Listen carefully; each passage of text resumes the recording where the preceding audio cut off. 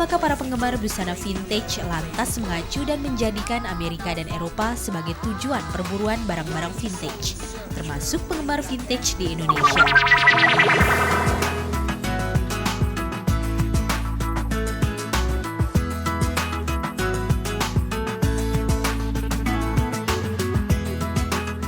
Barang antik nggak melulu berbentuk barang-barang pajangan seperti ini.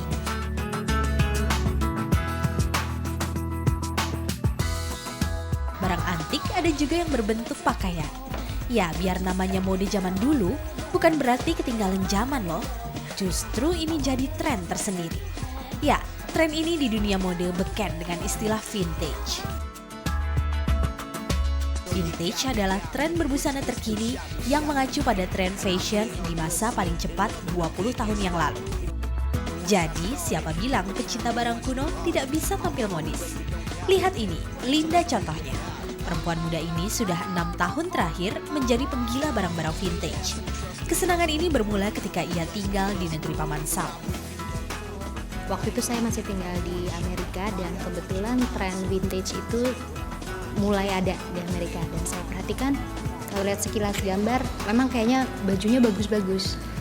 Saya penasaran kan, jadi saya pergi ke toko-toko vintage, kebetulan ada, saya lihat dan yang membuat saya lebih tertarik adalah bukan cuma modelnya ternyata, karena setelah dilihat lebih dekat, teknik pengerjaan baju-baju ini kelihatan adalah teknik yang sangat prima dan zaman sekarang sudah tidak banyak digunakan.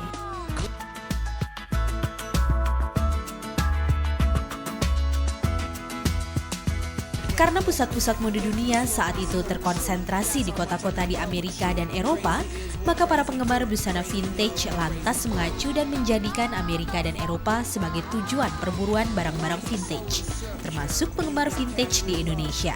Kalau ini semuanya di butik ini kebanyakan dari Amerika, terus Kanada, UK, terus ada sih beberapa juga dari Hong Kong.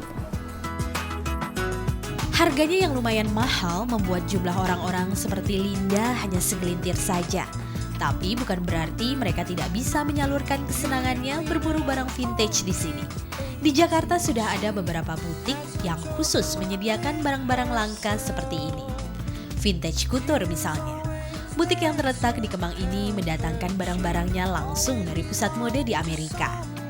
Saya dapat bantuan dari teman-teman saya di sana ya, dan ada juga yang disebut estate sellers gitu. Estate sellers itu mereka kebanyakan hunting ke rumah-rumah orang-orang yang berada gitu ya di sana, dan mereka memang suka membeli kayak isi barang etiknya gitu, kayak gudangnya dia gitu. Terus nanti dari situ disortir. Nah, disortir itu terus dikirim ke saya. Nah, mereka karena udah menjalin hubungan cukup lama dengan saya, jadi mereka udah tahu sih apa yang saya cari gitu ya, baju kayak apa, tasnya kayak apa gitu, terus aksesorisnya kayak apa, dan itu nanti saya seleksi dari situ, baru saya kasih tahu mana yang mau saya pilih gitu.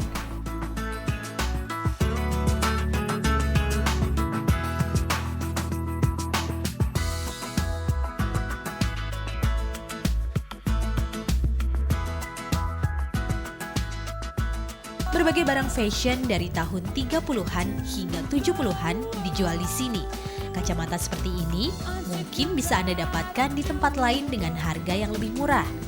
Tapi usia, merek, dan asalnya membuat kacamata yang ada di sini harganya bisa berlipat kali lebih mahal.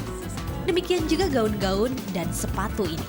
Tapi tetap saja, rata-rata harga 1 hingga 2 jutaan rupiah di sini tetap tergolong murah dibanding Anda harus hunting sendiri ke Eropa sana. Selain di Kemang, di Dharma Wangsa juga ada butik vintage lainnya, namanya Old World. Berbeda dengan Vintage Couture, jenis barang vintage yang dijual di sini lebih variatif.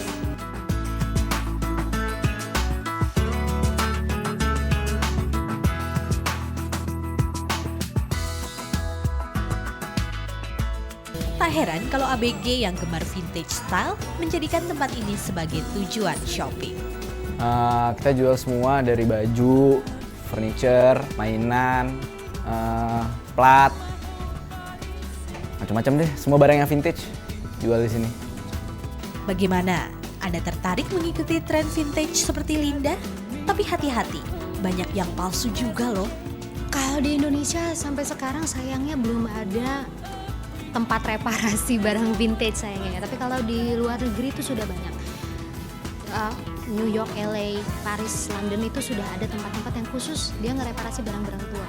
Jadi dia ngerjainnya itu juga ya sebenarnya kayak stop and go, tapi stop and go untuk barang tua gitu ya. Jadi dia akan sangat memperhatikan detail pemasangannya dan segala macam. Dan dia akan mencarikan perangkat yang tua juga.